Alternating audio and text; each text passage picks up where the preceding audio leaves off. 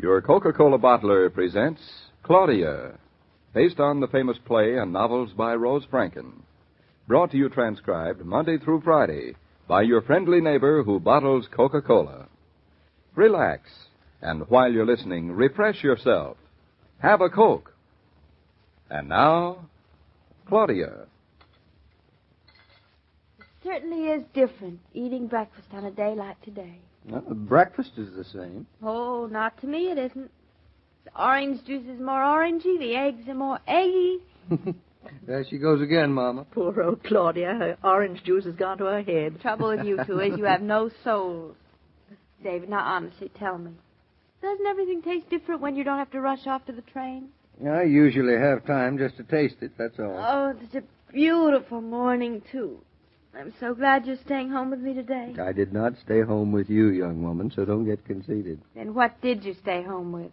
The United States government. Oh, if we're crowded. I don't see any United States government around this house, do you, Mama? In every corner, under every carpet.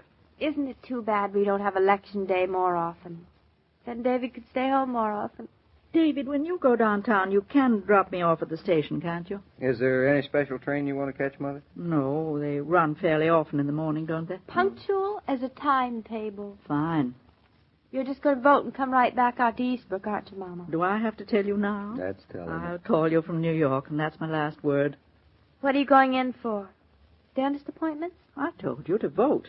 I know you, Mama. The dentist appointment came first, I bet you. Leave your poor mother alone. Thank you, David. I only wanted to know which tooth. But if she doesn't want to tell me... David, what are you going to do all day? I am going to vote. Well, that's not going to take you all day, is it? Might. How it might. I'm simply going to take my time at it. If you took all the time in the world at it, it still wouldn't take you more than 5 minutes. Yeah. Now, how do you know? Have you ever voted? I studied it at school. Oh. David, she went to school. I'll vouch for that. But if she learned anything or not, I won't give you my opinion. All you have to do to vote is to go into a little closet by yourself.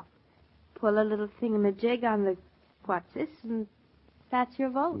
Simple as pie. So how is it going to take you all day? Well, I want to think about it. Find out a little bit more about some of the men who are up for office. Talk to some of the fellows downtown and take my time about it. You know, casting a vote is a very important matter. Important, poof. It's a beautiful day, and you're home from the office, and I don't see why you should waste it all by voting. Well, when you're older, maybe you'll understand. That's something else I want to discuss with you. Uh-oh. Uh-oh's right. Why does a person have to be 21 to vote, anyway? No, because that's the way it is in the Constitution. Well, it's high time somebody did something about it. I'm half tempted to write a letter. Go ahead. Write a letter. Who are you going to write a letter to? Oh, I don't know. There are plenty of people who should know about this. If I'm old enough to give birth to a citizen, I'm certainly old enough to be able to vote. Mm-hmm. Who says? I says. Oh. And what's more, I think to vote, it's even more important to be intelligent than it is to be old. Then you'll never be allowed to vote. You're lucky that all you'll have to know is to be able to read and write. Well, anyway, I feel very left out of things. I don't think there's any excuse. Mama's voting, David's voting, Fritz and Bertha are voting. By the time I'm old enough to vote, Bobby'll be old enough to vote, too. Your daughter is given to slight exaggeration, Mrs. Brown. Yes, slight, Mr. Naughton. Well, to get back. How are we going to spend the day, David? It's not every day your office is closed in the middle of the week. Oh, we'll see. We'll see. Just because you vote, you talk like an old man. Well, I'm through with breakfast. I, too. Well, I'm going upstairs and get myself ready, David. You're right, Mrs. Brown. Discrimination. That's what it is. Discrimination. That's what is. Not letting me vote. Are you sure there isn't a law someplace that says mothers are allowed to vote no matter how old they are? I'm sure there is no such law. I bet there is. What's Should more, be. you aren't fit to vote, young woman. Well, that's a nice thing to say to your one and only wife. If I'm good enough to have married you, certainly I'm good enough to vote. Not at all. I'm just easy to please. Thanks. I don't even think you know who's running for what. Now, what do you take me for, a moron? I refuse to answer on the grounds that anything I might say would be incriminating. Oh, Who's company. Tucker here. Oh, Tucker. Door was open, so I just up and walked in. Mr. Tucker, welcome to the Naughton residence. Well, what are you doing here, Mr. Tucker? I thought you'd be downtown electioneering. I come by to pick you up, son. Thought you might like to ride downtown with me. Yeah, it's very nice of you, Mr. Tucker. I certainly would like to ride downtown with you today. You have to go this minute? I like to get down early, Mrs. Naughton. I like to get my vote in right there amongst the first. Well, I'm ready any time you are. Who are you going to vote for, Mr. Tucker? Now, young lady, that's a leading question. Leading? Leading where? Cluck. Man's vote is his own private property, like the zeros onto his bank account. You won't hear me spilling the beans. I thought everyone went around telling who they were going to vote for. Well, when you vote for the President of the United States, it don't matter very much because he ain't a personal relative of yours. But when you vote on the Eastbrook town ticket, you keep your mouth shut. Yep, shut tight. At least Jared Tucker does. I got too many friends and too many enemies running for office. Say, there's some questions I want to ask you, Mr. Tucker, about the records of some of the men who are up for election. I'll be glad to give you any information you want, without bias, without prejudice. Just my personal opinion. Well, let's get going then. We'll talk in the car. David, you're in such a hurry. You're only one of millions of people, so it doesn't matter which way you vote much, does it? But it does matter very much, darling. Whether you're one of millions or one of 200. Doesn't it, Mr. Tucker? I was about to say, Mr. Naughton, I don't care how you vote when you're electing the president, the vice president, and the high muckety-mucks. You vote your party. You vote Republican or Democrat or whatever else you want to vote. But when you're voting for the Eastbrook selectmen, or the Eastbrook head of the Board of Education, or for an Eastbrook judge, then politics don't matter to me. They don't matter to me one drop, no. By politics, you mean Republican or Democrat, is that right? Yep, you can forget all that party stuff when you're voting in your hometown. Vote for your man. That's my motto. Whether he's got red hair, blue hair, brown eyes, or blue eyes, whether his great-grandfather was vice president, whether he owns 400 acres of farmland, or whether he gives buckets of dollars to his party, that don't matter to me neither. Vote for your man. For all I care, you can split your ticket higher than a kite. Split your ticket. What's that mean? You know what a ticket is. Certainly, a ticket is a little business you get when you go on a train or go to the movie or something. A ticket is also the choice of candidates for election of office. What do you want to split it for?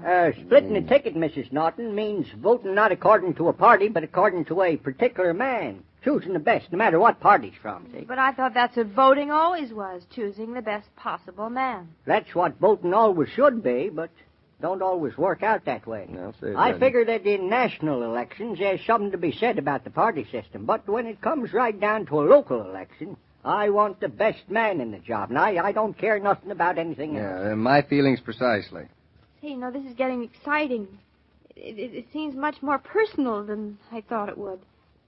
David, you are actually going to have something to do with the people who are going to run Eastbrook. You're darn right I'm going to have something to do with them. And believe you me, Mrs. Naughton, if this town is run correct, the country will be run correct, too. If Eastbrook can govern itself well, if its citizens can take their responsibilities for matters of justice, if we sell our grain at a reasonable price, and if we live the way we should live, then I ain't going to have anything to worry about when it comes to the United States of America. Because when it's all said and done, the United States is just a collection of Eastbrooks. Oh, say, Mr. Tucker, I understand that Hankins is running for sheriff. Lawyer Hankins? Down off Main Street. David, Lawyer Hankins is the lawyer who settled the deed on his house and arranged for the bill of sale. That's who he is. That's who. You mean he is running for sheriff? That's what he is. Yes, that's what. I never knew anybody who was a sheriff before. Well, he ain't sheriff yet. Not yet, no. You voting for him? Well, I ain't saying. He's an awfully nice man. Does he want to be sheriff badly? Bad enough to run for it. Well, then I hope he gets it. Well, wanting ain't the reason enough for getting it, ain't. Who's running opposite Lawyer Hankins? Amos Peters is running opposite Hankins. What about Peters? Oh, he ain't a feller you've heard much of. Quiet, sort of. Sort of a principled man. You might say he's a good citizen. I'm not so sure he wants this job. Well, if Amos Peters doesn't want the job and Lawyer Hankins does, then... Thank you, Mr. Tucker. I think you've influenced my vote. Ain't influenced nothing, son. You vote your conscience. And always be a little suspicious of people in high places that want things too much. This is all so personal. If I were allowed to vote, I'd feel as if I were sort of putting my hand right plunk into the middle of the government. You would be. For the first time in my life, I wish I were older. I have to wait 2 years. Oh, dear. Just think, David, all over the country today, people are going to the polls and they're voting. Imagine. Millions and millions of people all getting their chance to speak their piece, choosing among their neighbors and friends and enemies the men and women who are going to govern them. That's a very special honor. It's democracy. And ain't to be given to everybody. Well, it should be. Yep, that it should, yes, indeed. Should be given to each man and woman born the right to speak up for himself. We're kind of lucky we're where we are, ain't we? We certainly are. David, you take your time voting. And vote carefully. You're voting for me and for Bobby. And since the whole world is watching us today... Yep. The whole world is watching, all right, all over Europe. People in Germany, France, all the slave people of the world watching America vote. The common people are watching with hope in their hearts. The tyrants with fear in their hearts. It's just kind of exciting, ain't it? And important. When young people plan a party, they seldom raise the question, what do we serve? Because the answer's a foregone conclusion. It's Coke. Wherever they meet, whatever they do, ice-cold Coca-Cola is part of the picture. They like to have Coke on hand at home to offer friends and to enjoy themselves. If there are young folks in your household, why not please them by bringing home a case of Coke today? Hold on there a moment, Mr. King. Don't start off on another sentence till I talk to you. All right, not another word. What's on your mind, Mr. Tucker? Oh, nothing on my mind. Just on my tongue. I was aiming to offer you a lift downtown if you was aiming to be going. Well, that's awfully nice of you, and as a matter of fact, Mr. Tucker, I was aiming to be going. There's room for you here in my truck. While you finish what you're saying, I'll go up and take a wink at young Master Naughton. I ain't set eyes on him for weeks. Oh, that Bobby is a mighty big boy now, you know. Something to be proud of. At least as far as David and Claudia are concerned. David Naughton ain't the doting kind of father, is he, hey? You think he is? Well, I think he could be, and I couldn't tell you exactly right now, but tomorrow I'll know the answer to that question. Oh, will, eh? Well, you'll have to pass it on to me. In the meantime, finish up what you was aiming to say, and say it quick. Well, Mr. Tucker, I wasn't going to say anything very much. You didn't interrupt anything that hasn't been done here before. I was just of a mind to tell you that every day, Monday through Friday, Claudia comes to you transcribed with the best wishes of your friendly neighbor who bottles Coca-Cola. So listen again tomorrow at the same time. And now this is Joe King saying au revoir.